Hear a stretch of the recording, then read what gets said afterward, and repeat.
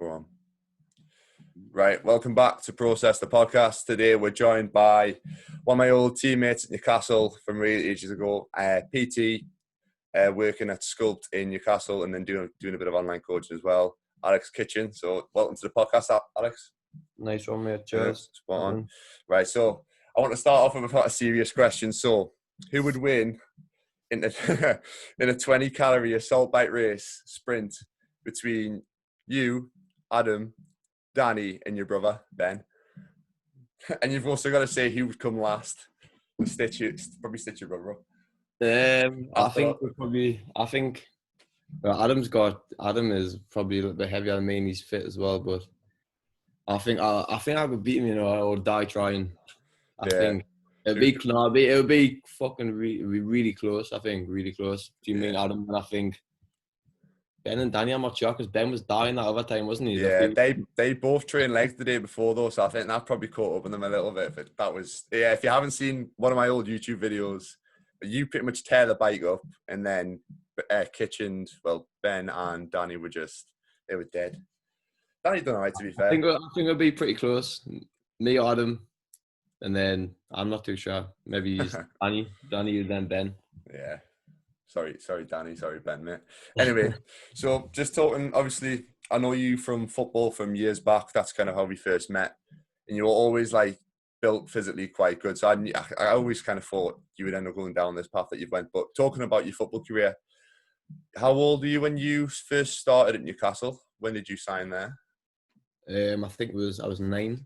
Pretty sure I was 9. And then how long were you there for? I think I got the released us and I was 18, but the kind of released us I think it was this time of a year when a few weeks after the season, or the season was just about to finish, and then I had to wait till the following year to go anywhere else, the next season. So yeah, a little bit. So were you trialing in places and stuff at the end of that season, straight after? After that, I think I went down to Bristol City. I went to St Mirren. Kind of didn't really work out. But I remember I was obviously quite determined just to get something sorted. So I remember I drove straight from Bristol. I went to Scotland, then Bristol, then I went back to Scotland. And then when I got back to Scotland, I trained with the first team at, where was it, St Johnstone. And then I pretty much got the signed offers 2 years there. Ended up obviously playing there for 2 years. Was in and out the first. There were never really players in a league game with the first team. There were players in the pre-season friendlies. I would train with them for months, and then I don't know, the manager just really didn't seem to click with us. Didn't really seem to like English people, I don't think.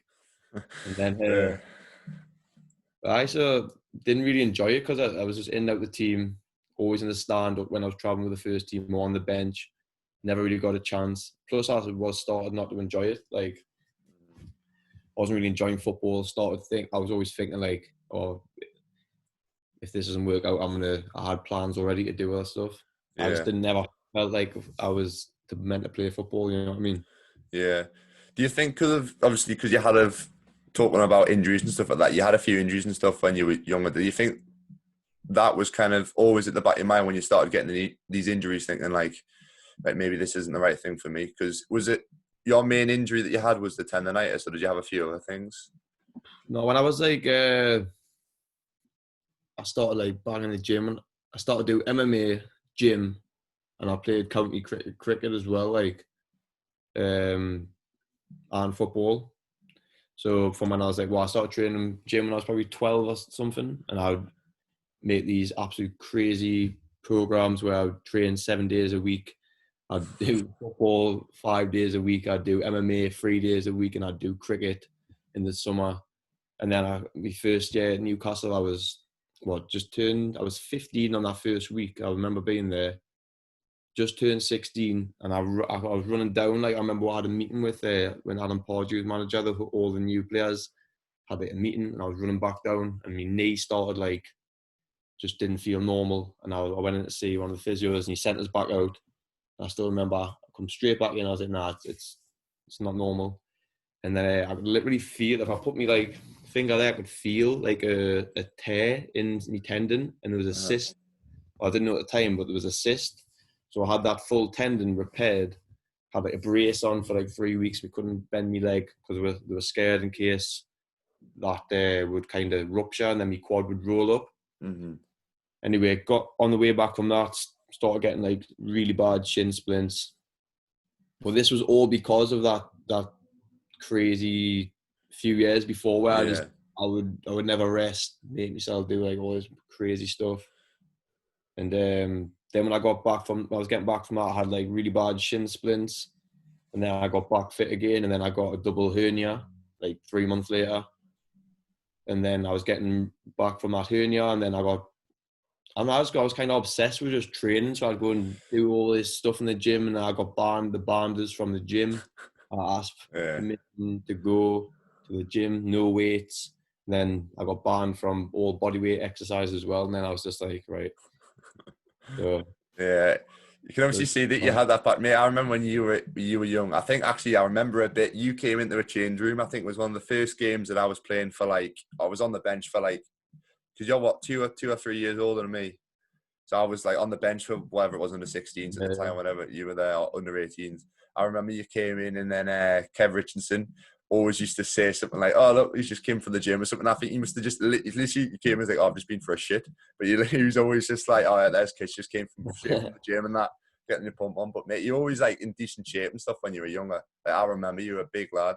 But so do you think that passion for the gym's literally just like naturally always been there? I've probably because I think it's just like a way out in it. Like obviously, like, when I was playing football, it's like I'm not even gonna lie. I don't think I ever used to really enjoy it. Like I used to dread it like more than anything.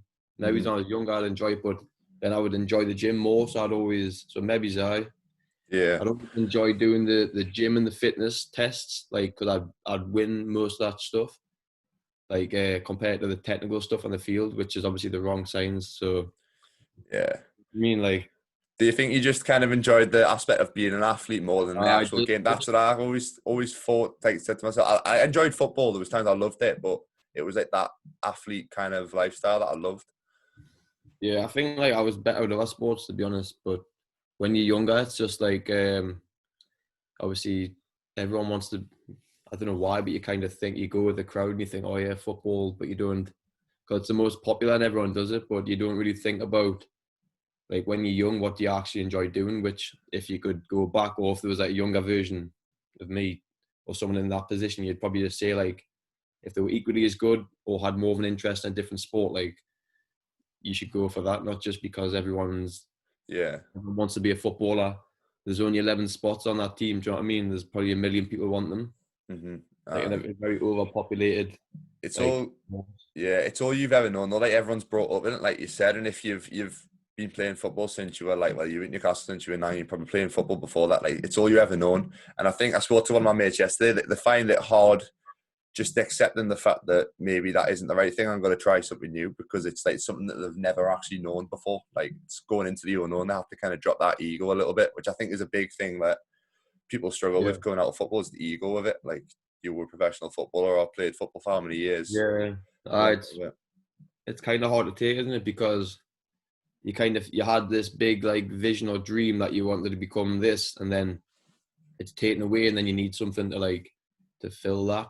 Yeah. Like so you want something big, and you're putting all these like kind of demands on yourself to then do something because that didn't kind of work out. Do you know what I mean? So Yeah. it's really hard if you're coming out of it for a lot of people, I think. Yeah, it is definitely tough. But then moving on to, you left Newcastle, obviously went to Scotland. Did you, so the end of your second year at St Johnstone it was, did you kind of think, right, this is kind of going to be the end of my career? Like, I've lost the passion for it or whatever. I know this isn't the right thing. Am I going to pursue it? Or what was kind of going through your head towards the end? As soon as I come out of the meeting where I wasn't going to get offered another contract, I remember around my granddad, I was like, because previously I'd already been thinking about it, and I already knew the kind of vibes I was getting off the manager. I didn't really like it, so kind of if I wanted to be a footballer, that was the wrong way to go about it because I should have been like thinking of ways to make it work, but I wasn't. And I remember ringing him and saying, like, I think I'm just going to give this a go, and told him my plans. He was just like, yeah, go for it.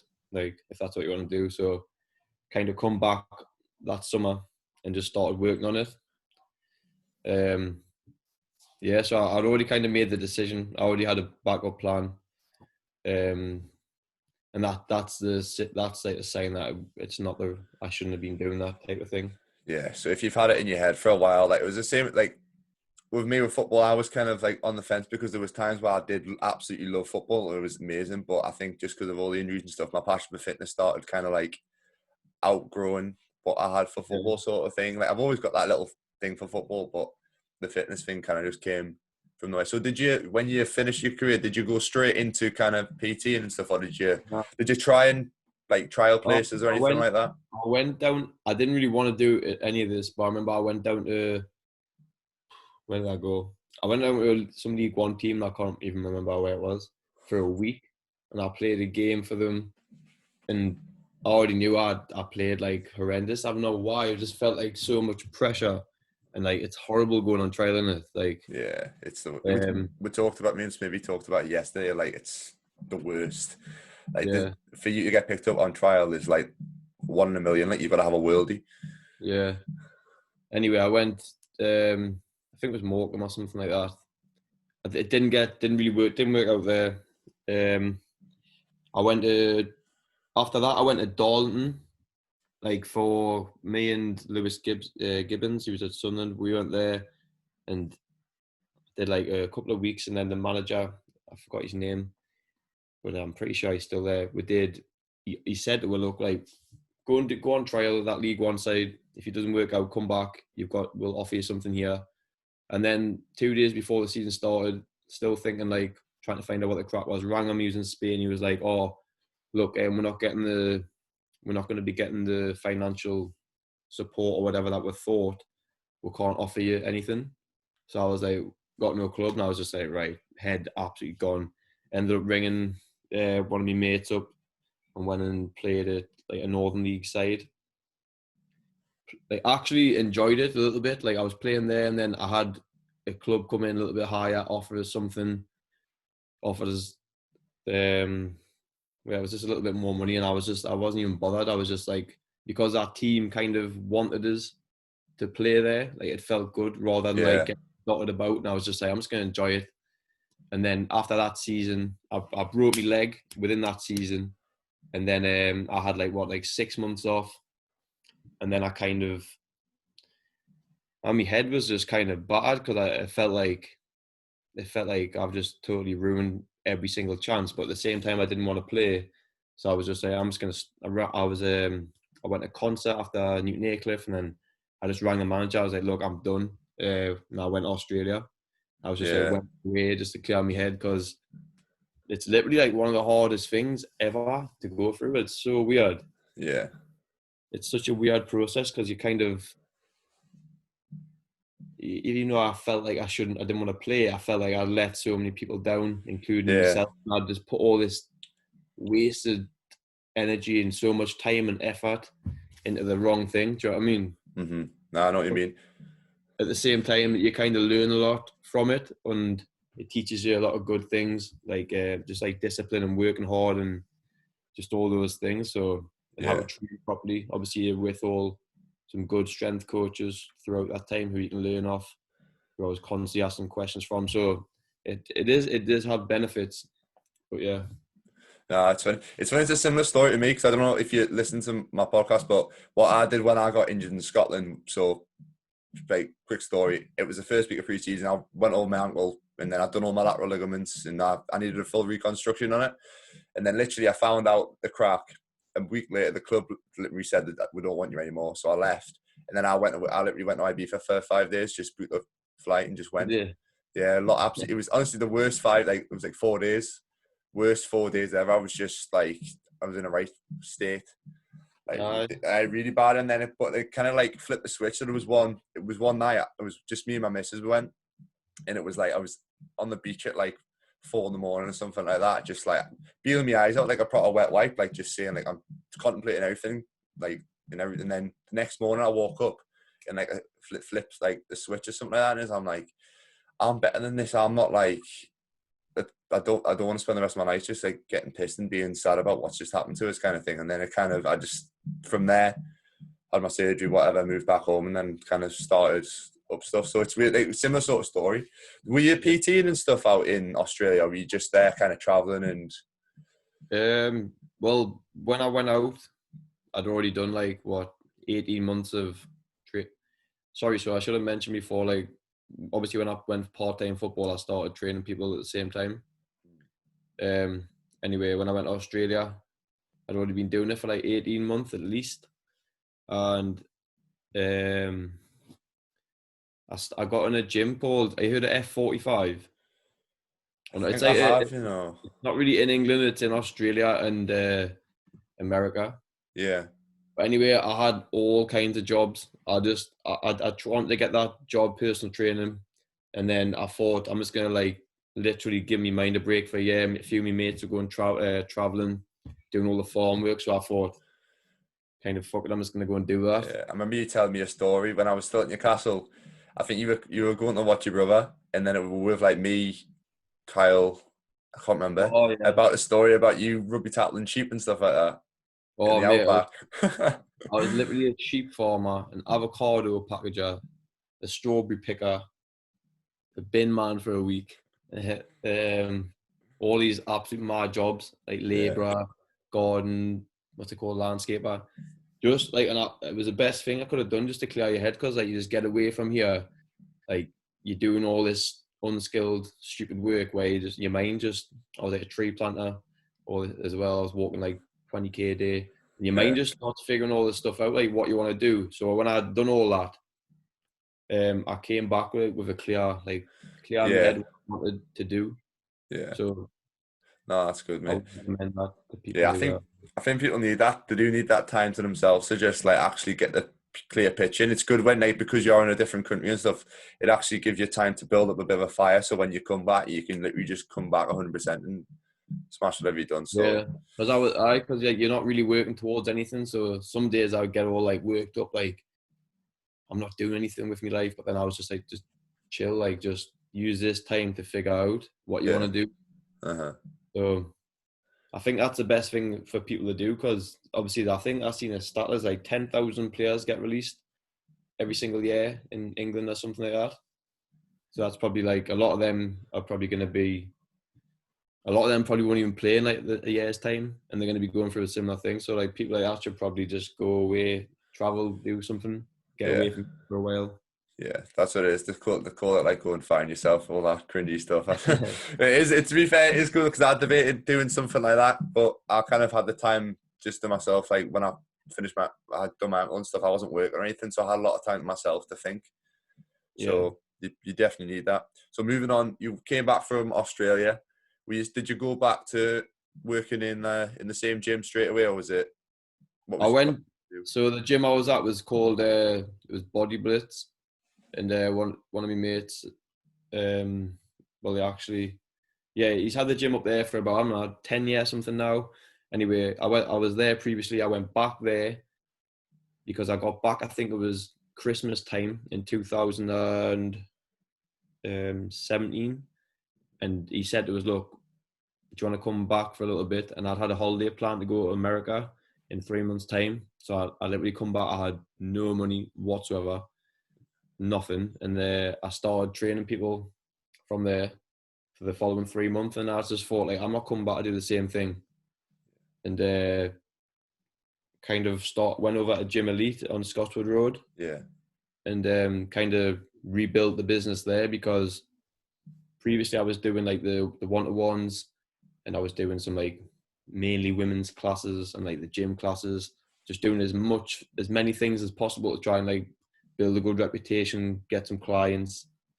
And obviously I'd built that client base in Consett and Burnetfield. When I come back, I started from scratch pretty much from over in Newcastle, and I started doing the groups, and then like kind of rebuilt the business and like, or whatever you call it, in the past 2-3 years. Yeah. So how did you pick up most of your clients? Was it from kind of doing group stuff, or was it just from kind of finally getting a client and they would tell a friend sort of thing, or Instagram, or Yeah, what? like like word of mouth. Like I think when I come back, when I restarted to try and get all the clients, like to get people in the gym again, I literally wrote 50 people's name down who I knew, and I thought, right, I'm gonna go and message every single one of these. I'll do 50 a day for the next 3 days, and then that kind of led us to start my first intake of like all groups. Yeah. And I think I had like 25 people on my first one, 20 people, kind of built it up now to around 50 on the in the groups. So yeah. Yeah. That's I good. would like Now, word of mouth, social media all helps, doesn't it? But I think just doing a good job like in the gym and helping people, um, really help. Like that's the best way to build it up, I think. yeah, yeah. No, definitely. I think that's always interesting to hear how people kind of pick up clients because you're obviously mainly like you're pretty much all group training, aren't you? Yeah, Majority, you do a few one-on-one stuff. I do the groups mainly. I enjoy it much more than the one-to-ones. Like there's usually I've got 8 people in a group. But I've got 8 people in a group. I rarely do one-to-ones, unless there's like something a bit like in the summer. Sometimes get some of the football lads come in, Yeah, and even then it's like a small group. But yeah.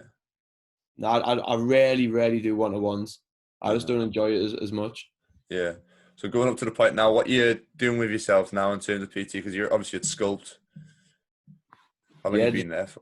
That was I've been, recently, wasn't it? yeah. I went there in like last November.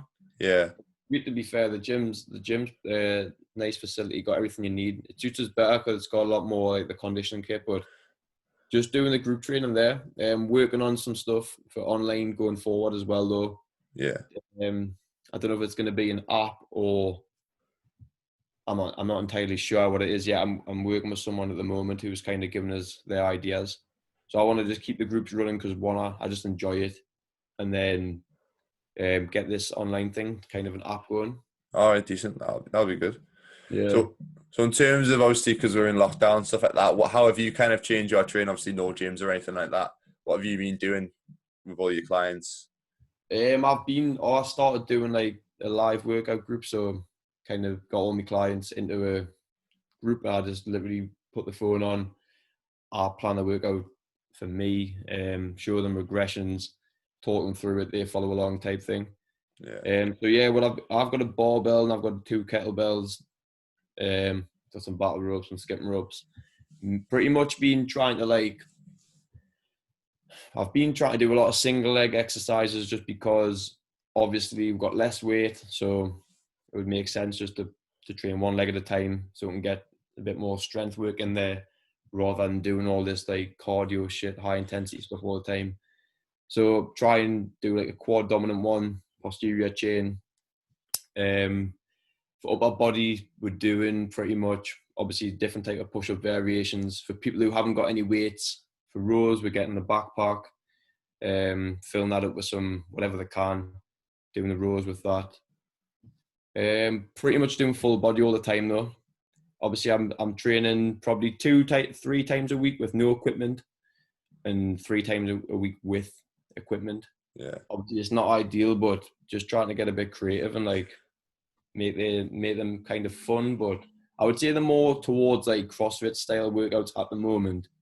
A lot of single leg stuff, a lot of core stuff, a lot of pushing and pulling, doing a lot of body weight, upper back work, and lately been doing a lot of isometric stuff.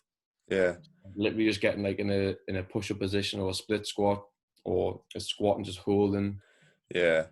just to try and maintain some strength. Yeah, that's what I think that's what a lot of people I've seen doing isometric stuff, even just like towel pulls. You've seen like people wrapping towels wrapped like between the feet and like almost pulling like you're doing a deadlift, like an isometric deadlift, just to kind of add some like strength Yeah, work in. Obviously, just pulling it for as hard as you can for 10 seconds, and then supersetting it with something else just for an extra bit of volume as well. I've I would seen say that. the main things I've been doing is Bulgarian split squats, Yeah, pistol squats, single leg hip thrusts, handstand push-ups, all different types of push-ups, bent over row with a backpack for, or my barbell I've got. I've been doing, what else have I been doing?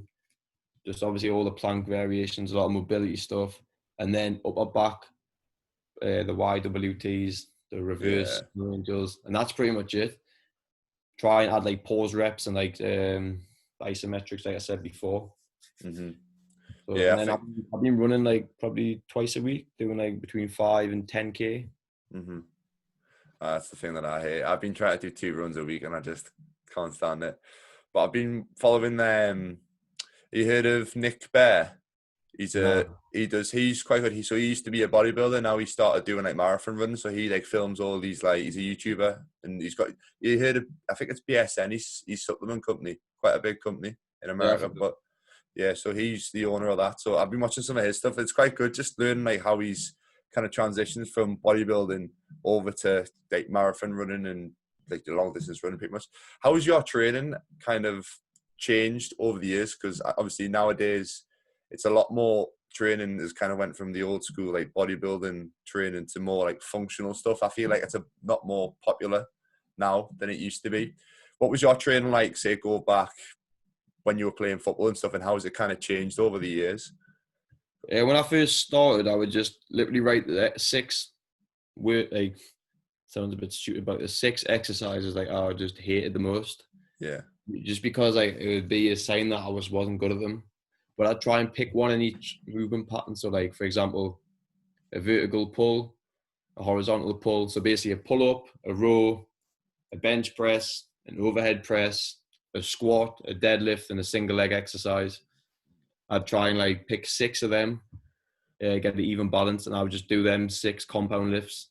Maybe it's like a good 3 or 4 times a week, alongside obviously the football and that, and other little bits I do.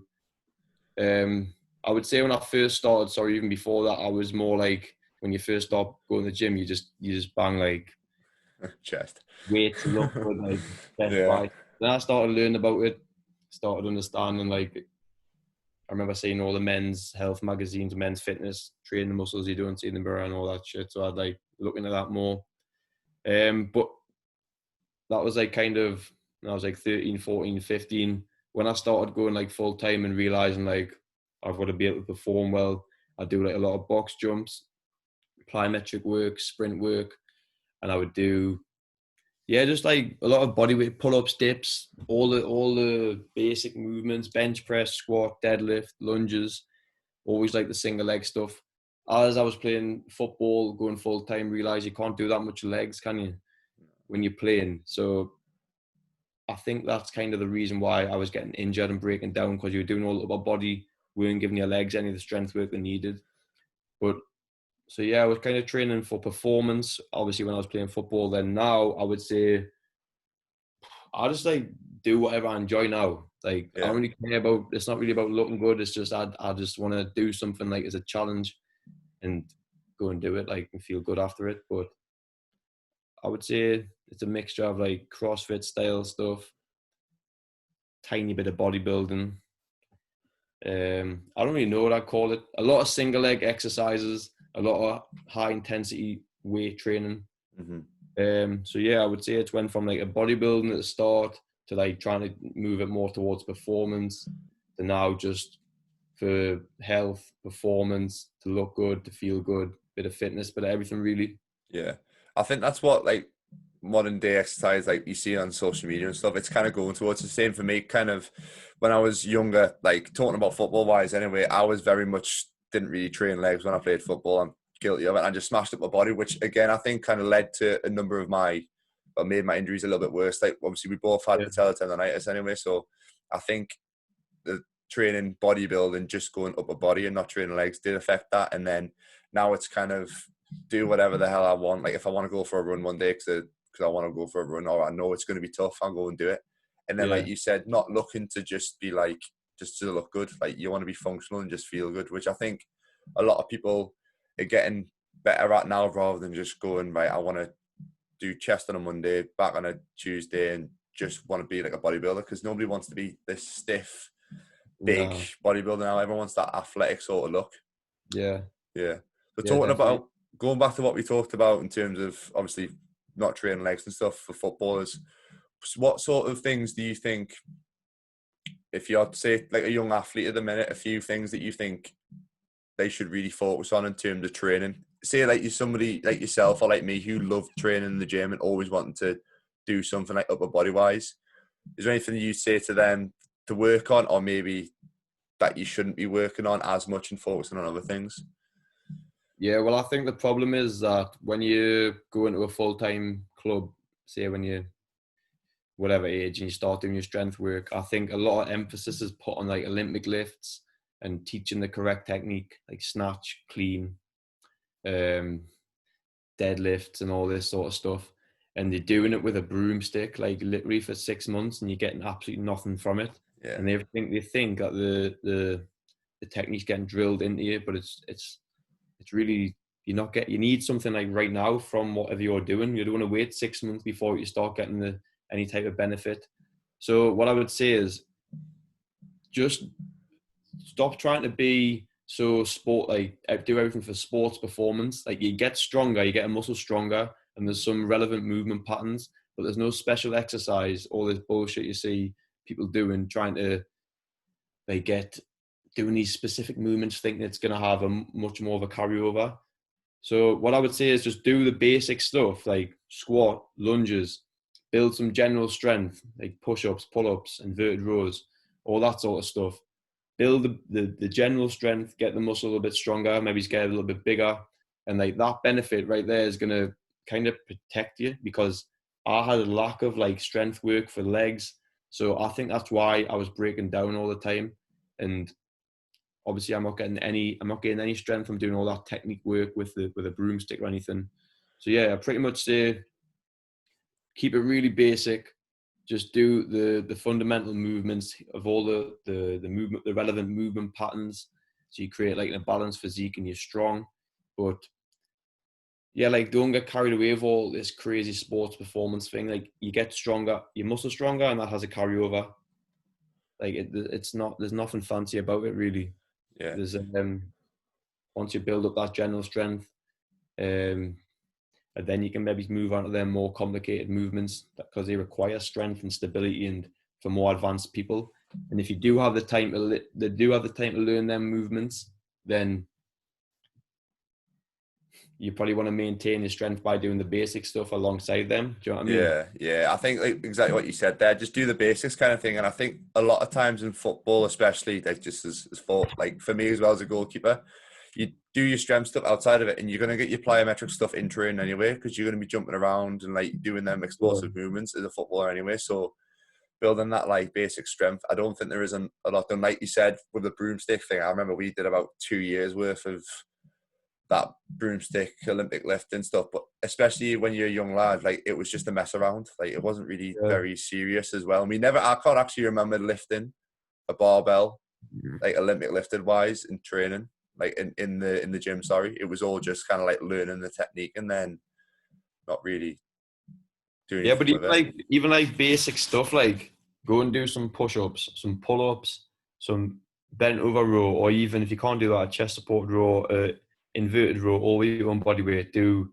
step ups, single leg deadlifts, walking lunges, single leg hip thrusts, glute bridges, isometric split squats, squat jumps, box jumps. Like all them stuff require no equipment and, well, very little equipment, and you're gonna get a lot back from them. Yeah, And do that for like even 12 to 18 months. Then if they're developing in the right way, and then you might start bringing some, or alongside that you might incorporate some of the power movements. But then again, like you can get from all these complicated things like snatches and snatch and all the Olympic lifts that take time and a lot of effort to learn, and they've got to want to learn it, where a lot of people don't even enjoy it.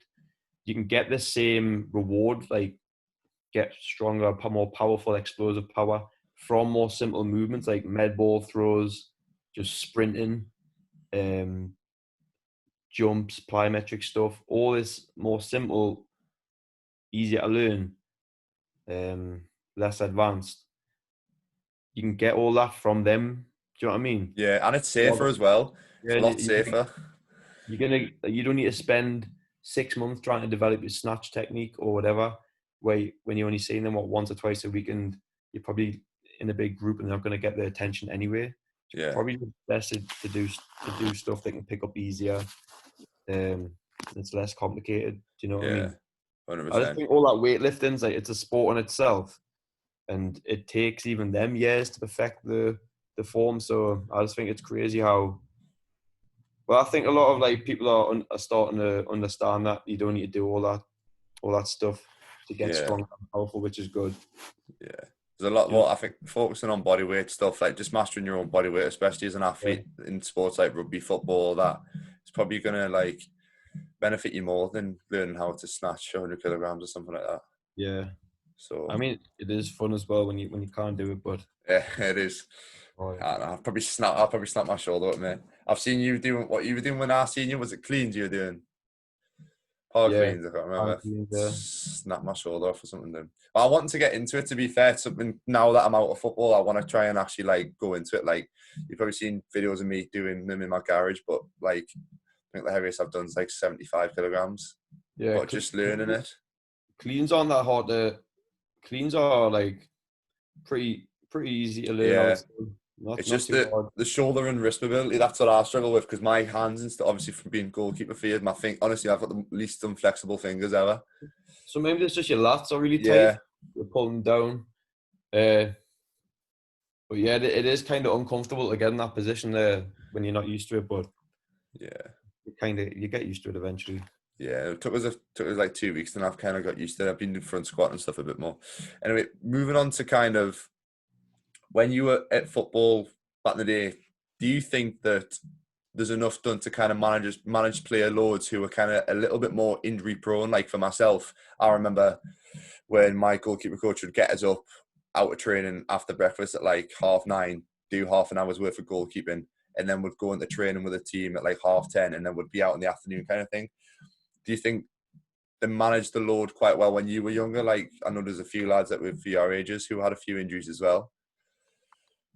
What do you like? Do I think they did too much or too little type thing? Yeah, or did they manage Uh, people who were obviously a little bit more injury prone? Like there's obviously lads who just never get injured, and then there's lads who are slightly more injury prone for whatever reason. Do you think they manage them enough during the age groups? I just think that like obviously the physios I was with, like I would say they're pretty good, but they've got a big squad to kind of manage. So like they're trying to treat him, they like get him back, and like they might not have the time to think like he keeps breaking down. Maybe we should just keep him out, like or make him train, no double sessions for the first 8 weeks or whatever. Yeah, But I didn't really get any of that. I seen a lot of people, including me, get put back in, break down, injured again, and there's got to be a reason why. It's not just like it's not. I don't think it's like that I'm different. It's just probably because like sounds ridiculous, but just because I think my knees would take it, well, a kind of when I was running, the load would go into like me tendon, for example, rather than like having the strength to try and slow me down from sprinting in my legs. Do you know what I mean? I know what you mean. Yeah, So I think people should recognise little things like that, especially at a club with a lot of money. They should recognise in players like why is this happening? I just don't think they have got enough staff or whatever to try and recognise to try and see that and manage it. So I think yeah, they could manage the load better. Even like I remember doing 3 sessions a day and like a game a week and having one rest day a week. hmm Like that's a lot of training, and I don't think any professional like first team does that. So I don't understand why when you're coming through like the younger stages, you get made to train 3 times a day, and then all these players get injured at a young age. It's just absolutely mad. yeah. Like looking back, it's crazy. Like, why would you do that? Like, why would you train 4 hours a day when everyone's like walking around like you start to lose concentration, and because you can't possibly be training 4 hours a day, 5 hours a day, like fully engaged. Do you know what I hmm mean? Mate, I know exactly what you mean because I remember going out like even the afternoon sessions, like after doing 2 sessions, like either a gym session then training or like a goalkeeper session then training. Like the afternoon sessions, you were just shattered, and then also you were so stiff that it took you ages. You wouldn't even really get warm by the end of the session. Like, and Uh, that's injuries and stuff, and especially most afternoon sessions were on the 4G. yeah, that's no good, is it? Nah, did you think the 4G was kind of a big thing that impacted your injuries? I think the one at Newcastle was I think I was shit that one, like, because I was getting really bad, like, shin splints to the point where I couldn't even break into a jog. Obviously, me, I'm not going to blame me knee injury on that, but like shin splints, like running on that every day. Mm-hmm. Done me ankle on it a few times. I don't think it was the best thing, but if you're on it now and then, it's okay. But when you're running on hard ground often, it becomes a problem. Like your Yeah. knees hurt, my shins would hurt. But when I went up to Scotland, I had like a softer, probably more advanced one, and I had no problem on that whatsoever. So I think it just depends on how, like, all them little black things underneath, I think they get worn out eventually when it becomes Yeah. old. It starts to become like more run on concrete Yeah. rather than like that having that cushion. Yeah. I think they So, changed well, after you left, I think it was the season I left, or maybe when I was there, they changed the Astro. They updated it, I think. It oh, good. resurfaced it and stuff. But yeah, I think I also feel as well, like, kind of switching between like training on Astro all week and then going to play on grass at the weekends, kind of, I feel like that might have a little bit of effect as well. Because I remember when I was in Scotland again, the pitch that we always used to train on Astro as well, and then go and play on grass. But the Astro was it was decent. It was a bit softer, but I kind of got used to it the more that I was on it. I felt like the Yeah. more weeks that I was on it, like the first week I was like, my knees were in bits, like my body was in bits diving around, but you do get used to it eventually. But anyway, so we'll move on to like one or two questions that were kind of got answered, because I think we've been going for like 40 minutes now anyway. So finish off with a few little Q&As and then we'll wrap it up. So first one that was from your page was best way to kind of eat a plant-based diet in the transition, because I know you eat, well, to be fair, you eat a mixture of, well, to be fair, it's not really a plant-based diet because you eat mixture, but how do you kind of benefit? I feel like people should transition over. What's your Well, opinion on it in I just general? think, first of all, I think, like, why are you eating plant based? Like, and I think a lot of times it's because they've read an article or they've seen somebody on Instagram or they've like heard someone on Joe Rogan podcast or whatever. And they've give their opinion that they feel better, but so that now they think they should go and cut out meat, or they've seen the documentaries on Netflix, whatever. I just think there's worse ways of eating meat and there's better. Like, you can pick, like, I think them little chickens are locked in cages and fed until they're old enough to be killed, and then living in a really bad quality of life. Like, you should avoid all that stuff. But you can get you can't get the organic free range ones, apparently free roaming. I don't know how free roaming they are, but if you look at the difference, it's a massive difference. Mm-hmm. Then you can do things like the wild fish and the farm fish. Look at the difference; it's ridiculous. The grass-fed, free range cows compared to the ones pumped with hormones. So what I'm trying to say is, like, you can make better choices eating meat. But if you still don't want to eat meat for whatever reason, then I think if you are eating plant-based, you're gonna have to have like try and get a mixture. Well, a lot of fruit, a lot of vegetables, nuts and seeds, avocados for your fats. Like I said, getting the carbohydrates from fruit, vegetables, and your nutrients. Getting protein from legumes and things like that. Just gotta be a bit careful because like things like chickpeas are really highly sprayed. So make sure you get the organic version. And then the things I would eat for protein: black beans, the chickpeas, lentils. It gets pretty hard. I'm not too sure on all them meat substitutes. I think they can probably do more harm Yeah. than the actual meat. So yeah, I would like it's. I'm feeling like I'm going more towards plant based just because it's hard to get the meat I want to eat and the fish I want to eat. Mm-hmm. So I'm kind of like I'm kind of making that transition to eating less meat, but it's kind of hard because you lack the ideas about, you got to learn how to cook again. Do you know what I mean? Like, Yeah, that's the thing with going plant-based. It's a lot of meal prep and a lot of like cooking. Like it's simple when you've got meat. You could just stick some chicken breast in the oven and have some rice or something or whatever. Like in terms of going plant-based, there's a lot more cooking, I feel, involved. You have to put a lot more effort into it, and it's, I don't know if it's probably slightly more expensive. I don't know. nah, it's definitely cheaper. It's You cheaper. reckon? Yeah, 100% cheaper. So like plant-based meals, I make like, I get like a wok. I put like all the vegetables.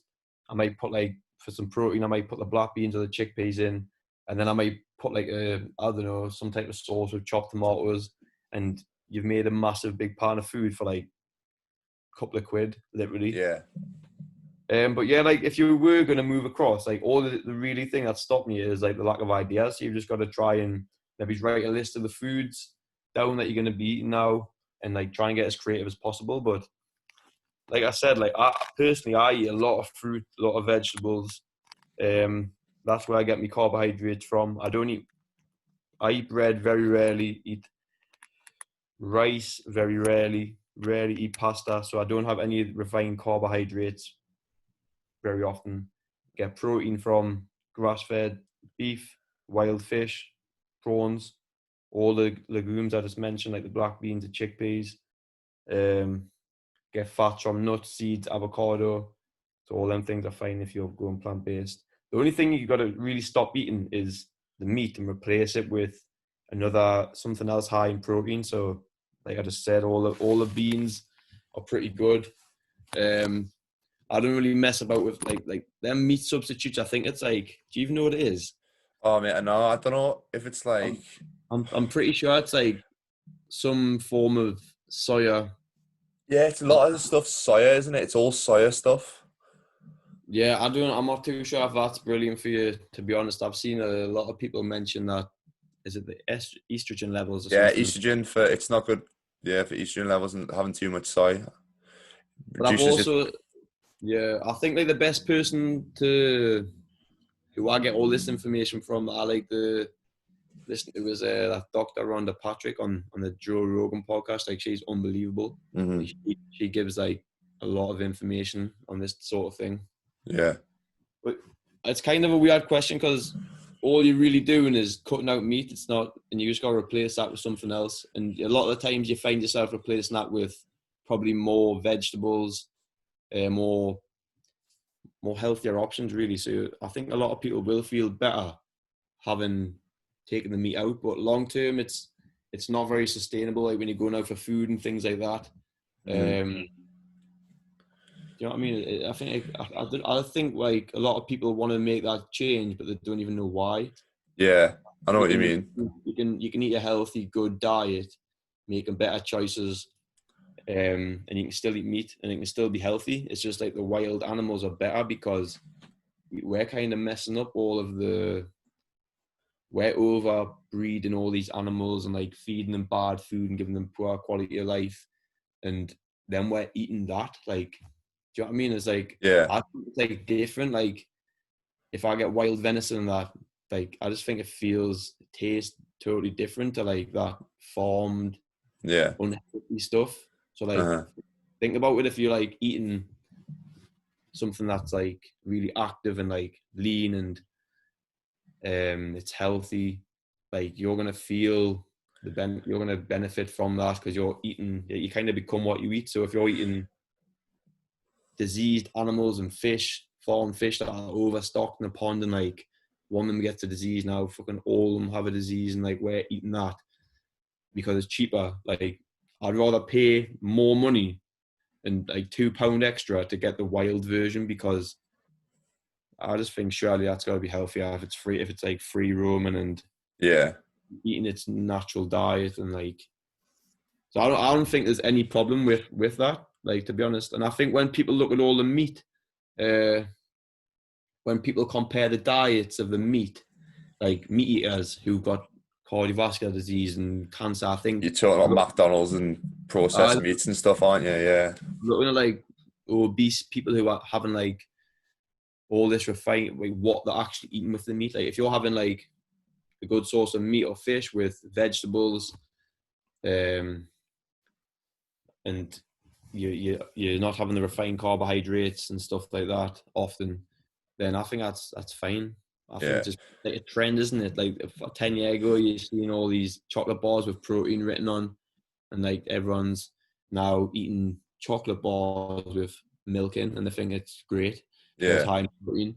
Bullshit. Now it's all plant-based. Everyone's selling all this ridiculous little snacks, and because it's plant-based, people think it's healthy. Like if it grows here and like on this earth, then it's probably good for you. Like I just think people have got it kind of messed up, to be honest. Yeah, I think the thing, like a lot of the studies and whatever come out, I think it is comparing meat eaters, like processed meat eaters, or obviously cholesterol levels or whatever are so high, and then they're comparing it to people who are vegan. And I think people who do make the transition to fully vegan or veggie, whatever, they're very health conscious anyway, so they take care of themselves. I think a lot of the studies that do come out are like that. So, like you said, I think if you eat Yeah. meat, just trying your best to get the best quality meat, organic, get it from your local butchers or whatever, like get Yeah, it from local definitely. farms or whatever. Go through that route, and then like you don't have to like be called a vegan just because you eat plant-based all the time. You can have meat the odd time, like you might have It's a like it's steak once a week or something like that. Like, you can like cut down. Like I probably have like I used to have 3 chicken breasts a day, 10 eggs in the morning, 100 grams of oats, 400 grams of fish a day, old and school bodybuilding. like all that stuff. Now I probably have no more than 3 chicken breasts a month. Literally, I don't even hardly buy it anymore. Mm-hmm. But like then I have plant based options. I have meat sometimes, but you haven't got to be one of the other. Do you know what I mean? Yeah, So it's people just like branding themselves stuff because it's popular. Like I love like people preach vegans and stuff like that. Just eat a decent diet, like get your fruit and veg in, get good quality foods in, and then that's pretty much all you need to worry about. yeah, definitely. Also, being a vegan who doesn't eat meat but eats packets of crisps and boxes of cereal and all this Yeah. stuff like that. That's probably even worse than if you were to having some meat. You know what I mean? Yeah. And I think there's a good way to do the plant-based diet, like, and there's a bad way to do it. Mm-hmm. I think a lot of people do the bad way and think they're healthier, but they're Yeah. not. People just end up going plant-based and having like the corn stuff. I don't know, what's your opinion on the corn stuff? All I that. looked into it, and I'm pretty sure it's like fermented It's like mush. fungus, isn't it? It's Yeah. like rotten. I just got the impression it was like Mold. rotten, off, moldy mushrooms. Yeah. But no, I don't know. There's not much like I'm pretty sure it's man-made. Like it's just It's made in a factory and yeah, doesn't sound man-made like protein. it's not for me. I'm not having that. Yeah, I know. Don't think. I think like you said, people who go down that route and they're having like just because something says vegan on it, oh, that means I'm a vegan. I'm being healthy. Like it's not. Yeah, You got to actually just eat whole foods. So it's pretty much simple. yeah. Anyway, I think we've what we're on there. I'll finish off with my 3 questions. So I'm asking these 3 questions to all my guests. All right. I Yeah. think I sent you them, so you might have had a bit of time to prep. So 3 people that you would like to invite round for either dinner or go out for a coffee with. Just 3 people, anybody in the In the world. world. Past or Ooh. present as well. You can choose someone past if you want. Any 3 people in the world? Yeah. Probably Tupac. Dead, obviously. Is it? I was going to say dead or alive. He's dead. And then I would go David Goggins, absolute legend. Yeah. Do you know who he is? Yeah. No. I've read his book. Oh, have you? Yeah. Yeah. And Very good. then probably Eric Thomas. I don't know if you heard him. No. He's like a motivational speaker. Uh-huh. This is the type of crazy stuff I listen to when I can't be bothered to train. In your spare time. Just Nah, shout, just listen to people shouting at you like, get up, come on. that he's good. You should check him out. He's class. Yeah, I'll have a look after. Right, so there's your 3. It's a pretty solid 3. And then 3 people you'd want to train with. David Goggins. I need to see him twice. He's crazy. Him. Yeah, he does like some mentals. He just does it because like he just wants to push himself. He knows it's going to be painful. It's mental. Who to train with? You said, yeah. Yeah, train. Probably Joe Rogan, Mike Tyson. Yeah. MMA, a bit of boxing. See, everyone's been saying Matt Fraser just because he's the fittest man alive. Yeah. That would be good, to be fair. He seems pretty sound as well, like proper sound bloke. Yeah, I watch a few of his he's got a few documentaries on YouTube. Yeah. What's he called? Team Richie on Yeah, YouTube. yeah. He's like trains with He's trained with Rich Froning and stuff loads as well. He goes out with his bond, doesn't he? Yeah. He's good. He's put some good stuff on YouTube. Yeah. When I was speaking to Rich in the podcast last week, he was saying like how like, watching his videos probably brings you up because he's just such a bubbly, like proper like happy guy, isn't he? He's always happy. He's good. Proper sound. Well, and last question: one thing that you would say to yourself 5 years ago? Probably don't try to be like anybody else, if you know what I mean. Try and be just like, it's your way of doing things is fine. Like, it's unique to you, and like, you should just kind of never compare yourself to anybody or anyone else, because it's like your kind of story, and you should do it how you want to do it. Like, don't think, I have to do it this way because that person did it, or I should be doing this. Like, kind of fuck all that and just do what feels right to you. That's pretty much it. Just, yeah, I haven't really got any regrets, to be honest. But if I was speaking to somebody else, that's what I would say. Yeah. I mean, I was going to say, all the stuff that you go through in life, like, even if you make the biggest mistake in the world, you just learn from everything. And like, in terms of both of us, we pursued football for like how many years? Like, more than like 2/3 of our life or something like that has been towards football. Just because we're not pursuing it now doesn't mean that we haven't took anything from it and that we can take yeah, into definitely. what we're doing And now. it's not like, if I was somebody else who played football and like was like really had a lot of talent at it, and like maybe I started drinking and doing all this stupid shit, and then now I'll be looking back and telling myself, oh, you should, like, it was Doug, you should stick in that. I haven't got any of that, just, which is good. I just took what I did from it and kind of move on. Yeah. But yeah, that's all. That's quite a hard question, to be honest. Nah, it is a tough one. Like, the point you made about as well, not comparing yourself to other people's journeys and stuff, is perfect, because everyone's started at a different point, and somebody might be 5 years ahead of you, and you kind of compare yourself to that person who's 5 years ahead. Like, I can't compare myself to you in terms of personal training, because you've been doing like 3 years or something more, maybe 2 or 3 years. So 5 at least now. yeah, so you've been doing it a long time. So just don't do that. Everyone's at different stages, so it doesn't make sense to like compare yourself. Whether it's just your journey, you just do your own thing, and like, as long as you're progressing and kind of making sure you're happy, then that's the main thing. Everyone wants different things, so it doesn't really make sense for you to, like, someone might seem like they've got it all, but they put like a lot of hard work and effort into that to get there.